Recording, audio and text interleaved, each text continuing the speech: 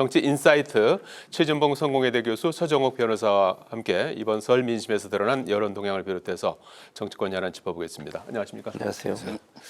자, 지금 뭐 정치권은 공천 정국이다 이렇게 이제 뭐 불러도 될 정도로 여야 할 것 없이 이제 공천 작업에 이제 피치를 올리고 있는 상황 아니겠습니까? 국민의힘은 오늘부터 지역에 이제 출마할 후보들을 대상으로 해서 면접 심사를 하고 있습니다. 서울, 광주, 제주 그리고 그 결과는 뭐 내일부터 이제 발표할 것 같아요. 민주당은 이제 면접 심사 이미 끝내고 이번 주에 아마 이제 현역 의원들 가운데 이제 평가를 한 결과 하위 20%에 대해서 아마 개별적으로 이제 통보한다고 그러죠.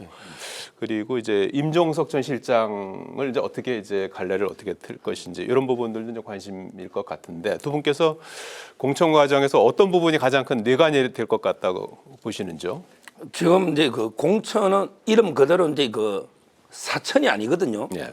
그대로 이제 그 공개적이고 투명하게 공정하게 그리고 이제 원칙과 시스템에 따라 하는 이게 바로 이제 그 공천입니다. 말 그대로. 저는 이제까지는 이제 그 거의 뭐 사천에 이런 비판을 받을 정도로 했는데 이번에는 이제 그 논란이 좀 상당히 줄어든 게 아닌가 이런 생각이 들고요. 여야 할 것 없이. 그다음에 임종석 전 실장을요. 그냥 컷오프식이잖아. 성동갑에 이러면 이게 저는 그건 사천이다. 이재명 대표가 경쟁자의 싹을 미리 자르는 공천이 아니고 사천이다. 이래 봅니다. 그렇군요. 그것도 이제 공천 과정을 통해서 시스템을 통해서 이제 해소해야 될 부분이다. 그렇게 말씀해 주셨고. 최 교수님. 뭐 이재명 대표가 사천이란 말은 동의할 수 없고요. 저는 이제 그 국민의힘 같은 경우에는 PK나 TK 지역이 이제 중요하다고 생각을 해요. 거기에 있는 분들이 지금 보니까 PK 지역에 있는 분들이 이제 낙동강 벨트에 있는 분 딴 곳으로 가라고 이렇게 밀어내긴 했잖아요. 그 자리에 누가 할 거냐? 지역 재배치. 그렇죠. 지역 재배치라고 소위 이제 그렇게 얘기하는데 TK는 그렇게 하기도 어려워요. TK 안에는 전부 다 지금 국민의힘 의원들이에요. 그분들 지역 재배치하려면 수도권으로 가야 되거든요. 근데 수도권 가서 그분들이 과연 살아남을 수 있을까? 오랫동안 거기 정치하신 분들 입장에서는 그런 점에서 온다고 하면 반발이 분명히 있을 겁니다. 그래서 TK나 PK 지역에서 아직까지 이제 누가 갈지가 정해지지 않아서 그런데 만약에 용산 대통령 출신이라든지 검사 출신들이 많이 배치가 되게 되면 기존에 있던 현역 의원들 입장에서 상당히 크게 반발할 가능성이 있어서 거기에서 갈등이 크게 부각될 가능성이 저는 있다고 봅니다. 특히 이제 중요한 건 강남, TK, PK 이 지역에 공천을 누가 받느냐가 결국은 반발의 수위를 결정하는 중요한 계기가 될 거다. 수도권 같은 경우에 지금 다 거의 뭐 민주당이 많이 차지하고 있으니까 거기에 나가는 분들에 대해서야 뭐 크게 문제를 삼지 않을 거예요. 그러나 문제는 이제 TK, PK 강남처럼 국민의힘에게 유리한 지역 이런 지역구에 만약에 다선 의원들을 불출마하거나 아니면 다른 곳으로 가라고 밀어내고 거기에 검사 출신들, 검찰 출신들이나 아니면 용산 대통령 출신들이 가게 되면 그건 이제 상당히 갈등의 요소로 작용하지 않을까 그렇게 생각합니다. 임종석 전 실장의 어떤 그 공천 과정이나 또는 TK 지역의 공천. 근데 국민의힘은 이제 그 지역은 좀 나중에 한다고 하는 거니까요. 그래서 그런 부분들이 이제 뇌관이 될 수 있을 것이다 이렇게 전망을 해주셨고요. 이 설 연휴 첫날이었죠. 설 전날 전격적으로 이제 4개 그 제3지에 있던 세력이 하나의 그 합당하기로 개혁신당 이름으로 이제 합당을 선언했고 실제로 이제 이렇게 지금 출발을 했습니다. 그야말로 뭐 한 지붕 네 가족이라고 할 수가 있을 것 같아요. 아직까지는 화학적 혈압을 이제 하려면 좀 시간이 좀 필요할 테니까 말이죠. 그래서 이제 합당 선언의 어떤 명분으로 기득권 양당 체제를 그대로 방치해선 대한민국의 미래가 없다. 그야말로 이제 거대 그 양당 체제의 어떤 타파 이걸 아마 이제 기초로 내건 것 같은데 한동훈 비대위원장은 뭐 위장 결혼이다 이렇게 이제 깎아 내렸습니다. 그래서 사실 뭐 그 안에 들어가 있는 분들의 그동안의 주장이라든지 뭐 정책이라든지 이런 걸 보면은 이렇게 서로 배치되는 부분도 많이 있지 않습니까? 그래서 과연 어떤 가치, 어떤 뭐 이념 이런 부분들을 만들어낼 수 있다고 보시나요? 저는 그게 어렵다고 생각해요. 지금 말씀하신 부분이 예를 들면 정당이 특히 이제 뭐 지금 주장하는 것처럼 네 당이 합당을 하면 주장했던 게 뭐냐면 거대 양당의 정치에서 뭔가 새로운 개혁을 시도하겠다는 건데 지금 들어와 계신 분들에 보면 그럴 가능성이 거의 없어 보여요. 그리고 예를 들면 정책 부분에 충돌되는 게 너무 많아요 지금. 그래서 지금 현재 뭐 개혁신당이 원래 처음 만든 이준석 대표가 개혁신당을 만들 당시에 6만 명 정도의 당원들이 가입을 했었는데 그 당원들이 지금 탈당을 하겠다고 지금 반발하고 있는 상황이거든요. 뭐 대표적인 사례가 지금 현재 보면 예를 들면 유호정 의원과 이준석 대표가 완전히 페미니즘 차원에서 완전히 다르게 접근하고 있잖아요. 그다음에 이준석 대표와 지금 이낙연 대표 공동 대표인데 이 두 분의 정책은 그럼 같습니까? 노인분들 예를 들면 어르신들의 지하철 무임승차 관련된 포함된 부분 이런 부분 폐지를 과연 동의하겠냐고요. 그리고 지지 기반도 완전히 달라요. 예. 호남과 영남이라고는 지지 기반 다르고 세대도 다르고 이런 상황에서 과연 하나의 선명한 개혁적인 어떤 정책이라든지 아니면 모습을 보일 수 있을까? 저는 어렵다고 생각합니다. 그야말로 정치공학적으로 좀 더 현역 의원들 많이 끌어들이기 위해서 또는 소위 이제 낙수 효과라고 얘기하는 그러니까 공천에 탈락한 양당의 의원들을 많이 끌어들여 가지고 본인들이 앞에 번호 받고 뭐 그리고 나서 또 정부 보조금도 더 많이 받고 이런 목적이 아니라고 하면 이렇게 갑자기 네 당이 합당을 하겠다고 선언할 수 있는지 예. 저는 이런 점에 있어서 성공 가능성이 대단히 낮다고 생각해요. 차라리 이준석 대표가 개혁신당을 혼자서 끌고 가는 게 지금보다 훨씬 더 나은 상황이 될 거다. 이렇게 합쳐놓으면 시너지가 아니라 반대로 마이너스 효과가 나오지 않을까 이렇게 생각합니다. 시너지보다 마이너스 효과가 더 클 것이다. 이렇게 좀 걱정을 많이 해주셨는데 이제 그런 부분들을 이제 최소화하고 또 본인들의 어떤 그 목표대로 해낼 수 있을지 같이 한번 지켜보기로 하고요. 개혁신당은 이번에 저 여야가 위성정당을 이제 만들기로 하지 않았습니까? 이제 그 비례대표 뽑는 방식이 이제 불가피한 측면이 있어서 이제 위성정당을 만들기로 했는데 그렇게 이제 준비를 하고 있고요. 이 개혁신당은 위성정당 가짜 정당이다 해서 만들지 않겠다고 이제 기존의 양당과는 좀 차별화를 그렇게 꾀하고 있고 이준석 전 대표 같은 경우에는 현재 4개의 세력이 모이다 보니까 이제 국회의원이 4명이지 않습니까? 그래서 다음 주까지는 뭐 대여섯 명까지 늘어날 수 있다 해서 목표를 아마 기호 3번을 목표로 지금 저 몸집을 이제 키워나갈 것 같아요. 그래서 과연 그런 부분들이 이제 가능할지 관건은 뭐라고 보시는지요? 먼저 이제 그 위성정당을 안 만드는 게 아니고요. 네. 만들 필요가 없죠. 네. 위성정당은 이제 그 지역에서 많은 의석을 배출했을 때 그래서 이제 비례해서 손해 안 보려고 만드는 거 아니잖아요. 네. 근데 개혁신당은 이제 그 지역에서 제가 보기 거의 뭐 의석을 얻기가 어렵잖아요.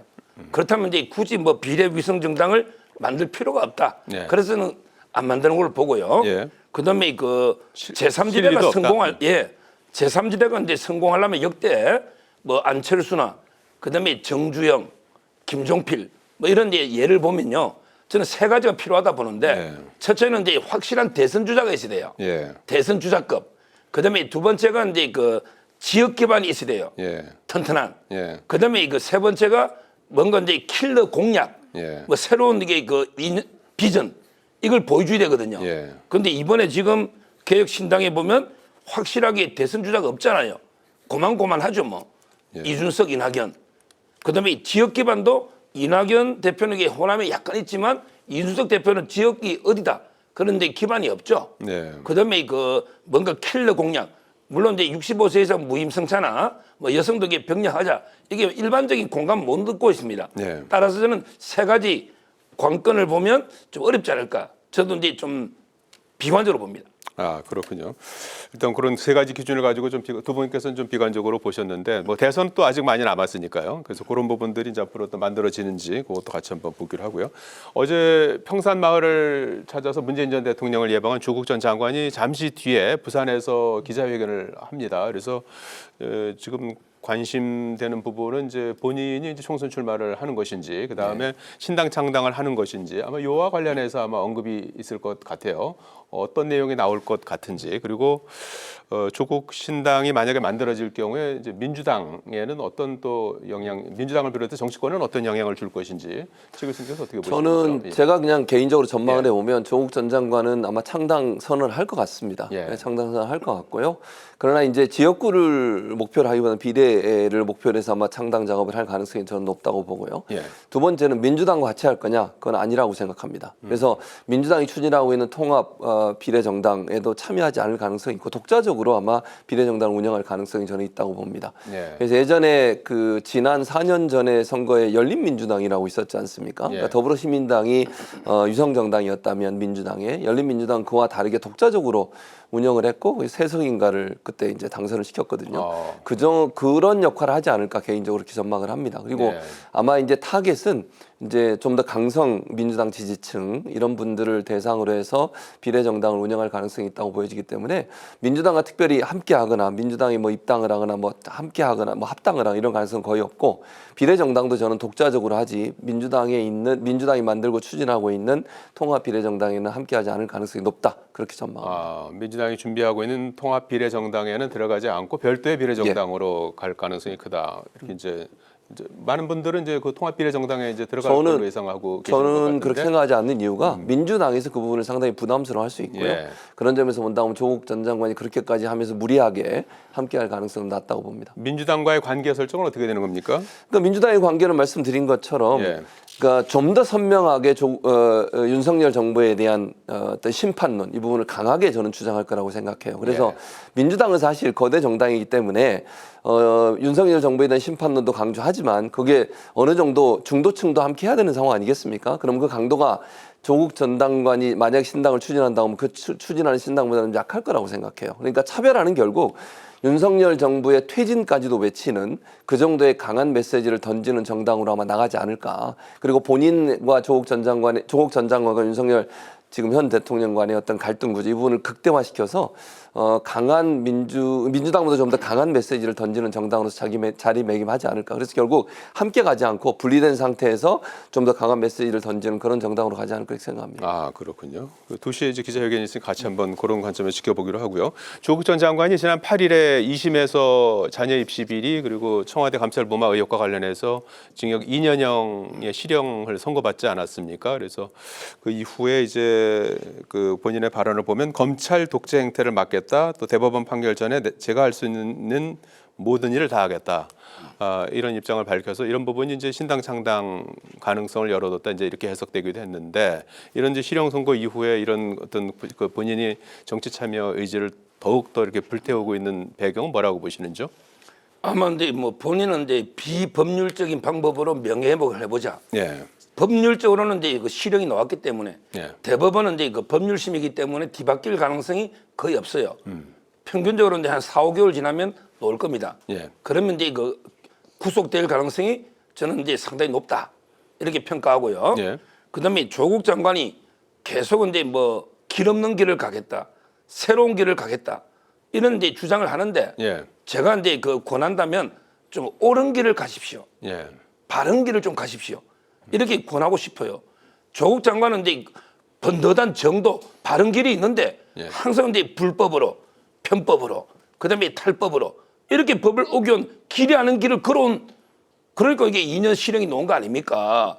이번에도 뭐 저는 향후 진로는 이제 그 최진봉 교수님과 100% 생각이 같아요. 예. 아마 이제 그 민주당의 그 통합위성정당에는요 예. 조국 신당하고 이제 그 송영길 신당을 안 받아줄 것 같아요. 예.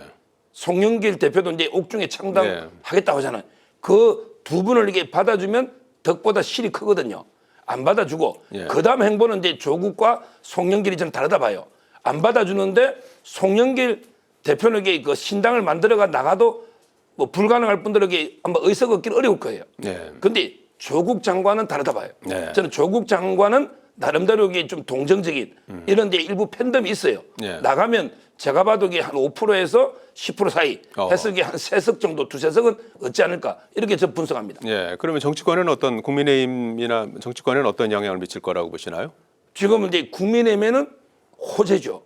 민주당에는 이게 대형 악재입니다. 예. 왜 그러냐면 이제 그 옛날에 조국 사태 때 완전히 보수 진보가 두 동강 나서기 엄청나게 그때 광화문에 시위나 집회도 많았잖아요. 그렇다면 이제 국민의힘 입장에서는 조국 하면 이제 불공정, 입시 비리 이런 게 나오잖아요. 그러다 보면 이제 그 다시 야당이 조국의 늪에 빠져가지고 허우적대니까 예. 국민의힘에서는 상당히 호재고 민주당의 입장에서는 조국을 이렇게 껴안기도 그렇고 예. 또 이게 내치면 분열될 수 있잖아요. 예. 아주 이제 좀 골치 아픈 악재다 이래 봅니다. 예, 총선 57일 앞두고 아주 정치 상황이 아주 복잡하게 돌아가고 있는 것 같습니다. 그래서 앞으로 좀 더 보기로 하고요. 예. 의대 정원 2,000명 그 확대 계획에 반발해서 의사 단체들이 이제 집단 행동이 가시화되고 있습니다. 최악의 상황은 이제 의사 단체들이 이제 집단 행동에 나설 경우고 정부가 이제 업무 개시 명령을 이제 내릴 가능성이 있지 않습니까? 이렇게 되면 이제 강대강 대치료에서 의료 현장에서 이제 혼란이 불가피한 상황에 직면하게 될 것 같은데 정치권에서 이 문제를 좀 풀 수 있는 방법은 없을까요? 그러니까 정치권에서 사실 이 문제를 지금 현재 풀 수 있는 특별한 방법은 없다고 생각해요. 근데 저는 의사분들이 물론 본인들의 주장은 뭐 얘기할 수 있다고 봅니다. 예. 그러나 환자들이나 아니면 국민들의 안전과 생명을 담보로 해서 어떤 행동을 하는 건 지양해야 된다고 생각을 하거든요.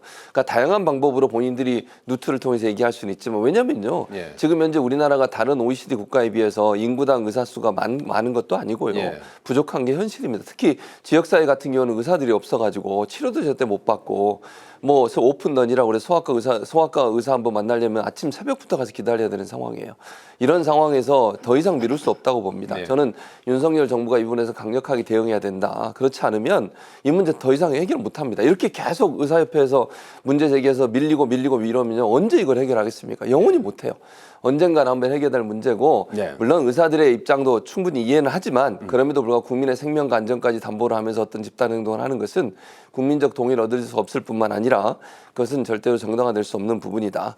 그래서 최소한의 국민의 생명과 안전을 지키는 범위 내에서 본인들의 입장을 주장하는 건 이해를 하겠지만 네. 그 범위를 넘어서는 것은 하지 않는 게 좋겠다 그렇게 생각합니다. 예, 환자를 볼모로 한 집단 행동은 지양돼야 되겠다. 예. 지금 이제 물론 이제 국민의 압도적 여론이 좀 이제 정원이 필요하다 의사 예. 이런데 여론이 많은 거는 사실인데 네. 저는 근데 한 번에 너무 급격하게 늘었을 때는 이거는 이제 입시 제도까지도 흔들 수 있는 예. 엄청난 이슈잖아요. 지금 이제 3천 명이 약간 넘어요. 예. 근데 갑자기 2천 명이면 한 7, 80%를 갑자기 이제 늘리는 거 아닙니까? 예. 이게 이제 저는 좀 점차적으로 점진적으로 이게 조금씩 늘어나는 거는 모르겠지만 너무 이거는 이제 좀 의사들의 반발이 일부 이해되는 측면이 있고 예. 또 문제는 이제 숫자가 는다 해서 만약에 국민한테 실질적인 혜택이 오는가? 예. 예를 들어 숫자 늘어도 계속 이제 뭐 피부과라든지 좋은 있잖아요. 이런 쪽으로 몰리면 안 되잖아요. 예. 결국은 이제 외과라든지 진짜 깊이 이런 데 과로 제대로 돼서 국민 응급 의료 체계 개선이나 또는 이제 지역 의료 있잖아요. 예. 지역 의료의 실질적인 개혁 개선이 되도록 아마 이제 의사협회와 정부가 머리를 맞대고 저는 이제 지금은 대화를 해야죠. 예. 계속 강대강 대치하면 국민이 피해를 본다. 이런 겁니다. 예, 결국은 대화와 타협으로 이 문제를 좀 풀 수 있겠다 이렇게 조언을 주셨습니다. 오늘 말씀 여기까지 듣겠습니다. 고맙습니다. 감사합니다.